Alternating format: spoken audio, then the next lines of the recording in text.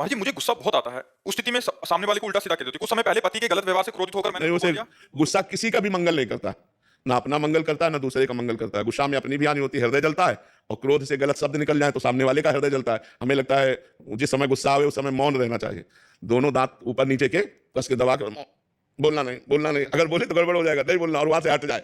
नहीं तो गलत शब्द, चुभने वाले शब्द और मारपीट, ये सब गुस्सा में हो जाता है। तो हमें लगता है गुस्सा ना करे तो ज्यादा अच्छा है। पति को कह दिया तुम भोगोगे, अगर राम नाम सत्य है तो तुम पक्का भोगोगे। तो मतलब तब से भजन भी रुक गया और डर भी हो गया पति के प्रति कि कुछ ना हो जाए इनको। हाँ, नहीं, ऐसा नहीं कहना चाहिए, क्योंकि तुम्हारे राम तुम्हारे पति हैं।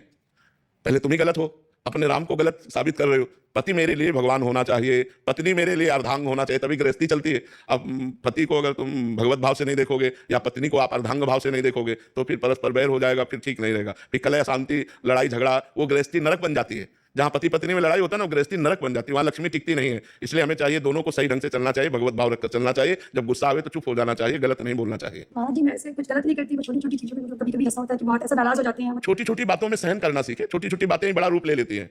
छोटी छोटी बातों में ही बड़ा उपद्रव होने लगता है। हम उसे छोटा ना समझें, चिंगारी को छोटा ना समझें। अगर फूस मिल गई तो वो ज्वाला बनने में देर नहीं लगेगी। क्रोध रूपी चिंगारी बहुत बड़ा अहित कर सकती है। इसलिए हमें क्रोध रूपी अग्नि को शांत रखना है। नाम जप करो, जब क्रोध आए दांती पीस लो कि मुझे मौन रहना है, बोलना नहीं है, हट जाओ वहां से। जो उपाय आपको करना हो करो, पर क्रोध ना करो। क्रोध करने से हानि है। मुझे लगता है कब तक सहें, मतलब गलती है तो फिर भी बार-बार। नाम जब करोगे तो ये भी बात खत्म हो जाएगी, कब तक सो हंस के। उनका स्वभाव ऐसा है, उनका स्वभाव ऐसा है, भगवान ने उनको स्वभाव ऐसा दिया है। ऐसी भावना करके शांत हो जाना चाहिए। हम सत्संग सुनते हैं, हम भजन करते हैं तो हमको शांत हो जाना चाहिए। वो सत्संग नहीं सुनते, भजन नहीं करते तो उनका ऐसा स्वभाव है, ऐसे चलना चाहिए। बहुत प्यार भरा जीवन व्यतीत करना चाहिए।